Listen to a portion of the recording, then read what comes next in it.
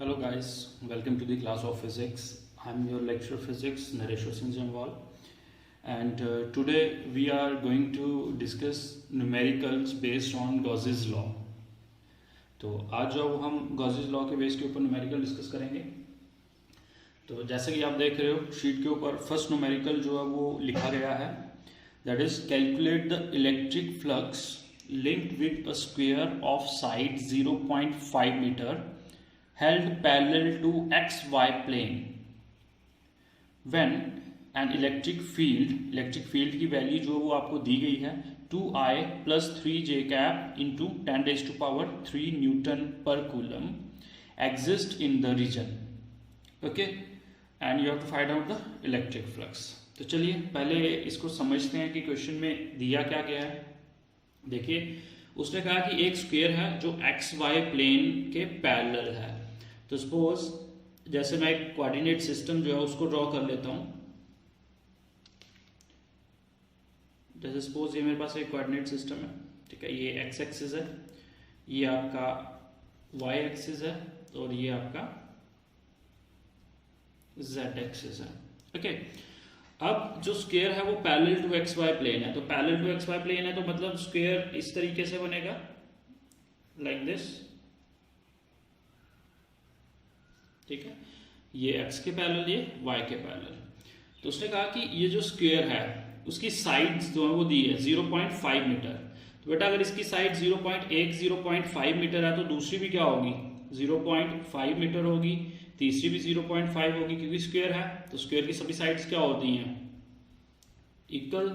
तो सभी की वैल्यू जो है वो क्या होगी 0.5 metre, 0.5 metre, 0.5 and 0.5 metre, okay. Now you have to find out the electric flux link with the square. अब इस स्क्वायर में से कितना फ्लक्स पास कर रहा है वो फाइंड आउट करना है, ओके। तो चलिए सिंपल है ये। अगर मैं सोल्यूशन लिखूं तो देखिए सबसे पहले गिवन पोर्शन क्या है। न्यूमेरिकल को स्टार्ट करने से पहले आपको पता है कि गिवन पोर्शन लिखना जरूरी होता है। तो गिवन पोर्शन में आपको इलेक्ट्रिक फील्ड की वैल्यू जो है वो प्रोवाइडेड है, ई कितनी है 2I cap plus 3j cap into 10 raised to power 3 Newton पर कूलम, ओके। उसके बाद दूसरी हमें क्या चाहिए बेटा, मेन फ्लक्स के लिए हमें क्या चाहिए होता है इलेक्ट्रिक फील्ड और दूसरी एरिया वेक्टर, ओके। तो चलिए एरिया वेक्टर कैसे निकालेंगे, हमें एरिया वेक्टर निकालना है ds vector is equal to, सबसे पहले एरिया के लिए आप क्या फॉर्मूला साइड स्क्वायर, ठीक है ना, साइड का स्क्वायर जो है वो एरिया बताएगा। तो साइड का स्क्वायर मतलब 0.5 का स्क्वायर और मीटर स्क्वायर। अब एरिया वेक्टर है, ये तो मैग्नीट्यूड आ गया लेकिन वेक्टर है, तो वेक्टर कैसे निकालोगे, आपको पता है कि अगर दो वेक्टर्स जो हैं उनका रिजल्टेंट हमेशा क्या होता है perpendicular to the plane containing two vectors. अब एक्स और वाई वेक्टर जो है ये जिस प्लेन के एक्स वाई प्लेन के ऊपर है तो इसका रिजल्टेंट जो है वो क्या होगा लाइक दिस, ठीक है ना, जेड वेक्टर। तो z वेक्टर के लिए हम यूनिट वेक्टर कौन सा यूज करते हैं, z एक्सिस के लिए, सॉरी नॉट वेक्टर, एक्सिस के लिए k कैप, ओके। तो अब ये हमारे पास बन गया एरिया वेक्टर, ओके। तो चलिए अब फ्लक्स का जो फॉर्मूला वो लगाते हैं। So electric flux linked with the square, electric flux linked with the sphere, with the square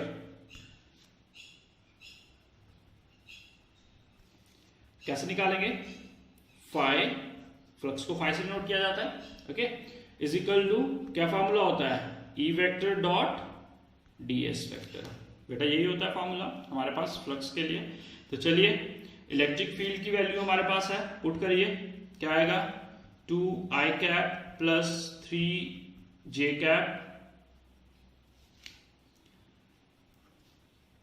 into 10 raised to power 3, okay.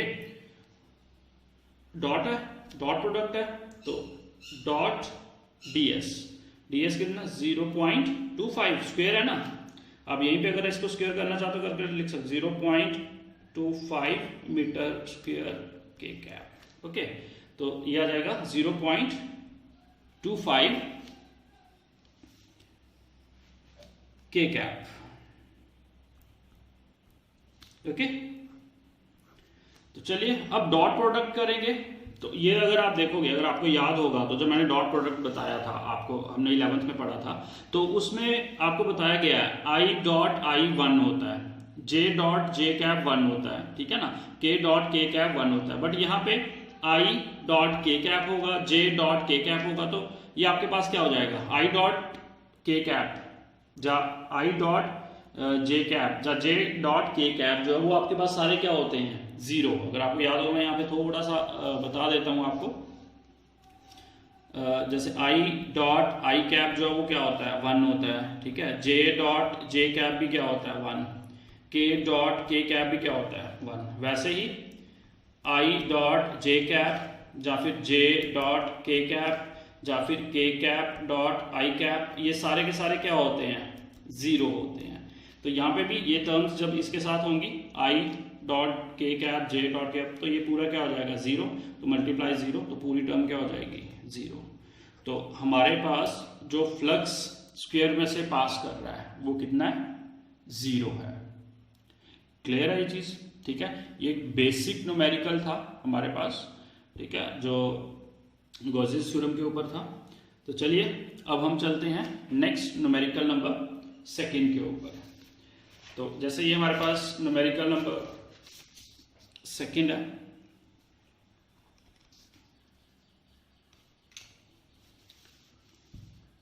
ठीक है, ये आ गया न्यूमेरिकल नंबर 2।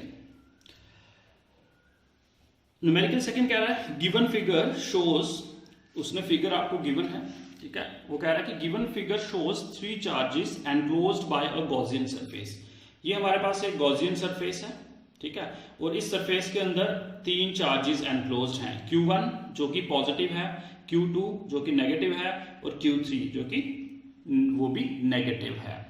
तो ये तीनों चार्जेस जो वो एक गॉसियन सरफेस के अंदर रखे गए हैं, enclosed by a Gaussian surface. What is the flux of electric field through the Gaussian surface? हमें क्या निकालना है, फ्लक्स निकालना है ऑफ इलेक्ट्रिक फील्ड। ऑब्वियस है, जैसे ये चार्ज है इसकी अपनी फील्ड होगी, ये चार्ज है इसकी भी फील्ड होगी, ये चार्ज है इसकी भी फील्ड होगी। तो अगर फील्ड होगी तो आपके पास क्या होगा, फ्लक्स भी होगा। तो वही चीज वो बता रहा है कि we have to find out the flux of electric field through the Gaussian surface if Q1, Q2, Q3 तीनों के चार्जेस जो हैं उनकी वैल्यू दी गई है। Q1 की +3 नैनोकूलम, Q2 की -6 नैनोकूलम एंड Q3 की जो -3 नैनोकूलम जो है वो दी गई है। ओके, तो चलिए अब इसको किस तरीके से निकालेंगे। हालांकि आपको याद होगा, मैंने आपको जब गॉसियन थ्योरम पढ़ाई थी और जब फ्लक्स के बारे में डिस्कस किया था, तो उसमें मैंने आपको बताया था कि जब भी गॉसियन सरफेस के अंदर अलग अलग चार्जेस हों तो हम उनको क्या कर सकते हैं, ऐड कर सकते हैं। जैसे आपको याद होगा कि आपको बताया गया था कि फ्लक्स जो है वो क्या होता है, Q/ε0 के बराबर होता है, ठीक है। तो मैंने बताया था कि ये जो चार्ज है, ये अगर आपके पास मल्टीपल चार्जेस होंगे, जैसे Q1 है, यहाँ पे Q2 है प्लस Q3/ε0, ऐसे भी हम ले सकते हैं, ठीक है। तो यही चीज जो वो हम यहाँ पे यूज करेंगे।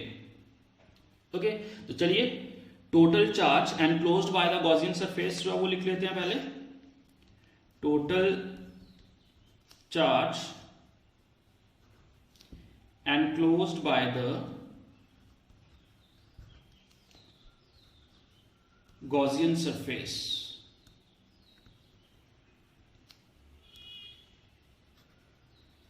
ठीक है। तो टोटल चार्ज क्या होगा, Q = Q1 plus Q2 plus Q3, बेटा टोटल चार्ज ऐसे ही लेना है। अब Q1 की वैल्यू भी है हमारे पास कितना, +3, उसके बाद प्लस Q2 की कितनी है, -6, तो यहाँ पे आ जाएगा प्लस माइनस -6, और Q3 की कितनी है, -3, तो प्लस -3।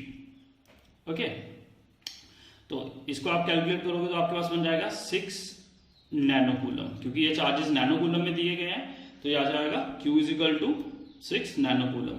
अब आपको पता है नैनो कूलम को हमको किस में कन्वर्ट करना है, कूलम में। तो कैसे करेंगे, ये आ जाएगा -6 इंटू 10⁻⁻9 कूलम, क्योंकि 10⁻⁻9 से मल्टीप्लाई करें तो वो किस में कन्वर्ट हो जाएगा, कूलम में कन्वर्ट हो जाएगा। तो ये हमारे पास चार्ज की वैल्यू आ गई। ओके, तो चलिए अब हम क्या करेंगे, फ्लक्स जो है उसको फाइंड आउट करेंगे। So electric flux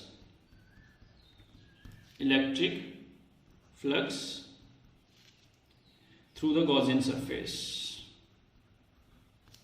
through the Gaussian surface। Okay, तो चलिए फ्लक्स की वैल्यू फाइंड आउट करेंगे। Formula phi is equal to q upon epsilon naught, which is equal to q की value -6 into 10⁻⁻9 upon epsilon not की value कितनी होती है, 8.85 into 10⁻⁻12। Okay, तो चलिए इसको कैलकुलेट कर लेते हैं। ये हमारे पास आ जाएगा which is equal to 6 divide by 8.85, ये नेबोट आएगा 0.678 इंटू 10⁻, ये 12 ऊपर जाएगा तो प्लस का 12 हो जाएगा ना, +12 में से -9 किए तो 10⁻3। ओके, तो जो फ्लक्स है, फ्लक्स का यूनिट क्या होता है, न्यूटन मीटर स्क्वायर पर coulomb. Okay, so this is your answer. बेटा न्यूमेरिकल्स जो है वो बिल्कुल इजी हैं, ठीक है, बस आपको जो है वो क्या करना है, इनको थोड़ा सा ध्यान से सॉल्व करना है। जितने ज़्यादा न्यूमेरिकल सॉल्व करोगे बेटा उतनी ही ज़्यादा कमांड आपको आपके टॉपिक के ऊपर होगी, और ऑब्वियस है न्यूमेरिकल्स के ऊपर तो होगी ही होगी। Okay, this is your second numerical. Now come to the third numerical. ये हमारे पास न्यूमेरिकल नंबर 3 है, ठीक है। ये सीबीएसई वालों को आया भी है एक बार, तो ध्यान से देखना ये कैंडिडेट्स। ओके, उसने कहा S1 and S2 are two concentric spheres enclosing charges Q and 2Q respectively as shown in the figure। उसने क्या कहा कि हमारे पास दो कंसेंट्रिक स्फीयर्स हैं, एक ये स्फीयर है आपका जो मैंने ड्रॉ किया हुआ है, ठीक है, इसको S1 रखा गया है, ठीक है, और दूसरा स्फीयर जो है वो ये ड्रॉ किया गया है, इसको S2 का नाम दिया गया है। ओके, अब जो S1 है उसमें चार्ज Q है, और जो S2 है उसमें चार्ज 2Q है। ओके, कैपिटल Q लिया गया चार्ज के लिए। तो चलिए हम थोड़ा सा इसमें जो है वो कंस्ट्रक्शन कर लेते हैं। जैसे सपोज ये जो आपका फर्स्ट स्फीयर है इसका रेडियस रख लेते हैं स्मॉल r1, और जो दूसरा है, ठीक है, सेकंड स्फीयर है, उसका रेडियस रख लेते हैं r2। ओके बेटा, ठीक है, एक को r1 रख लिया छोटा, और जो दूसरा जो उसका रेडियस r2 रख लिया सेकंड स्फीयर का। तो चलिए अब देखिए ये इसके 3 पार्ट है, हमने तीनों को सॉल्व करना है। क्लियर है ये चीज? तो चलिए सॉल्व करते हैं, देखते हैं किस तरीके से इसको किया जाएगा। सबसे पहले मैं फर्स्ट जो है इसका पोर्शन उसके ऊपर आता हूं। सॉल्यूशन फर्स्ट पार्ट का सॉल्यूशन जो है वो देते हैं। देखिए उसने क्या कहा, what is the ratio of electric flux through S1 and S2। उसने कहा है S1 और S2 के बीच में जो फ्लक्स है उसकी रेशियो क्या है। इट मींस हमें पहले S1 की रेशियो फ्लक्स निकालना पड़ेगा, फिर S2 में फ्लक्स को निकालना पड़ेगा, फिर दोनों की रेशियो कर देंगे, मतलब कि इनको डिवाइड कर देंगे। क्लियर है ये चीज? ठीक है, तो अब वही चीज जो अब हम करने जा रहे हैं, अब इसको थोड़ा ध्यान से देखना। According to गॉसियस theorem,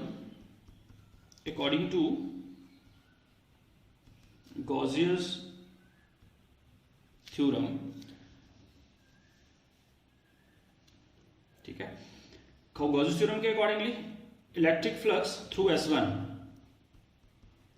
electric flux through S1 is equal to ऐसे कर देते हैं S1 कॉमा phi1, क्योंकि दूंगा ना phi1 रखते हैं, क्या होगा charge Q upon epsilon not होता है ना, तो बेटा S1 में चार्ज कितना है कैपिटल Q, तो क्या करेंगे Q upon epsilon not. Okay clear है ये चीज। इसी तरीके से किस में निकालेंगे S2 में। सो इलेक्ट्रिक फ्लक्स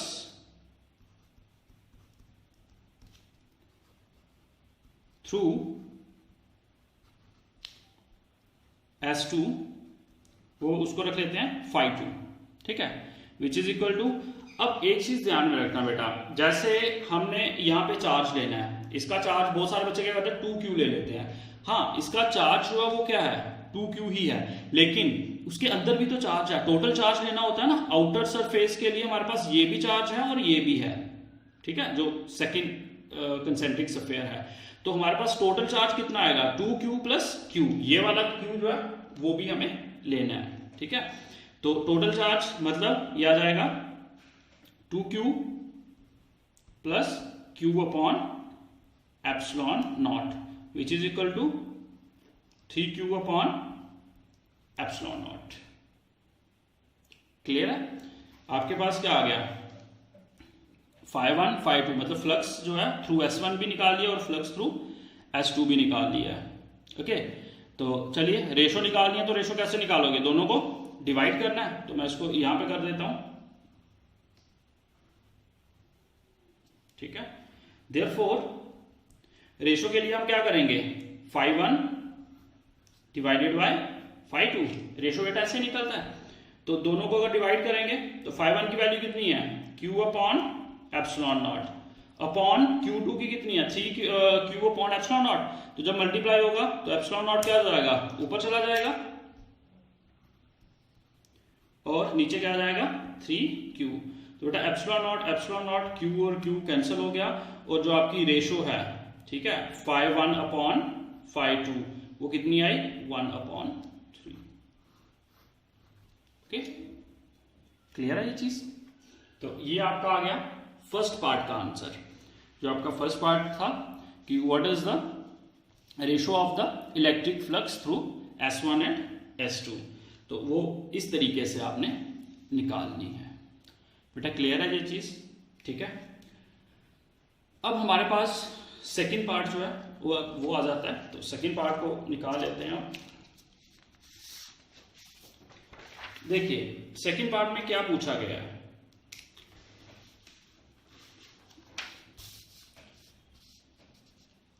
ये सेकंड पार्ट है, ठीक है। सेकंड पार्ट में पूछा गया है how will the electric flux through the sphere S1 changes if a medium of dielectric constant K is introduced in the space inside S1 in the place of air.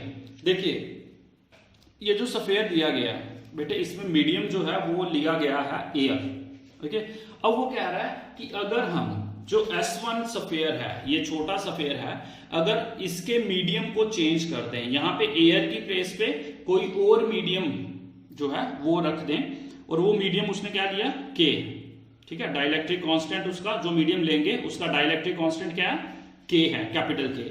अगर उसको introduce करेंगे तो कह रहा है कि how will the electric flux through the sphere S1 changes. S1 में हमने वैसे तो निकाला है, S1 में हमारे पास जो फ्लक्स कितना आया हुआ है Q upon epsilon not, but ये तब आया है जब हमारे पास मीडियम जो है वो एयर था, लेकिन अब मीडियम क्या हो गया है चेंज हो गया है।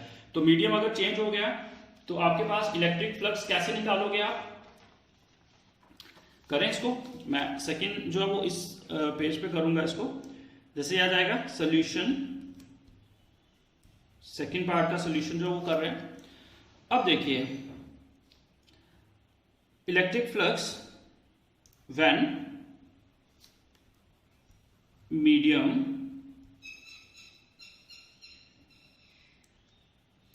Of dielectric constant K introduce, then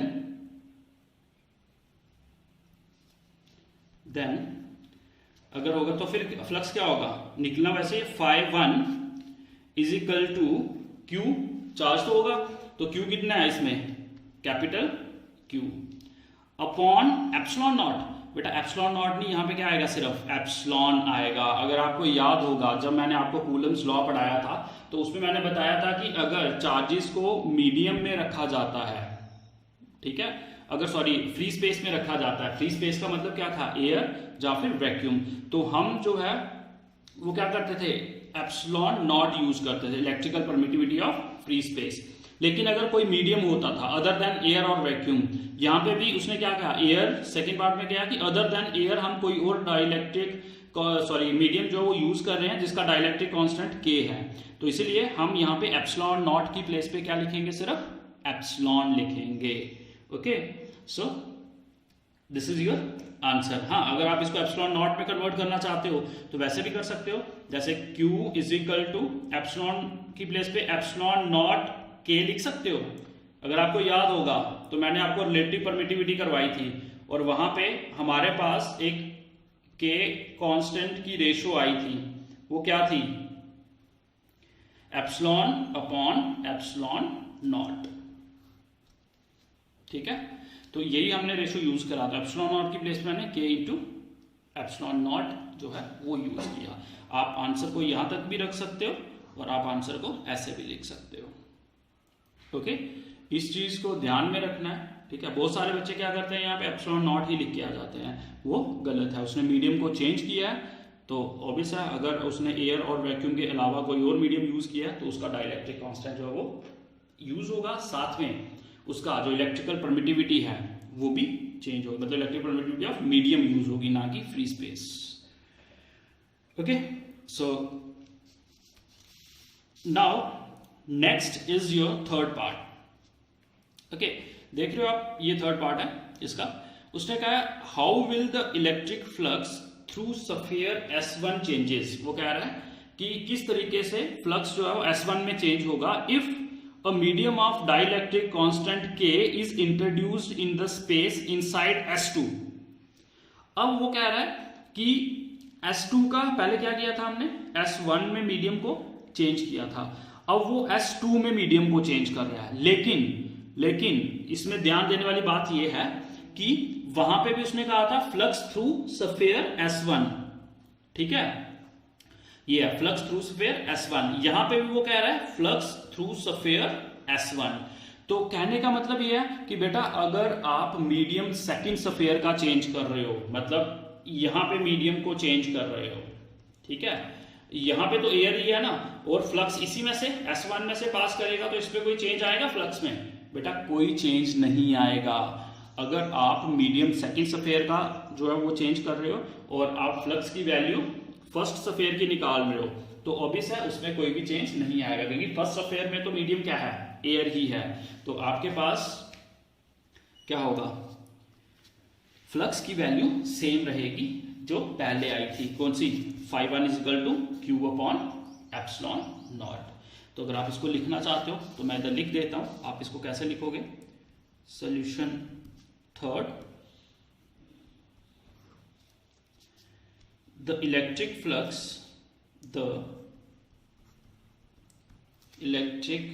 flux through S1 is not changed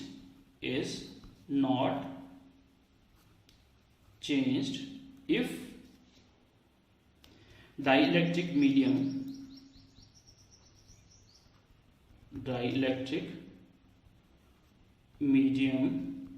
is introduced in sphere S2। Okay, so in this case क्या बनेगा, इन दिस केस फ्लक्स की वैल्यू फर्स्ट स्फीयर के लिए क्यू अपॉन एप्सिलॉन नॉट ही रहेगी। बेटा ये चीज clear हो गई।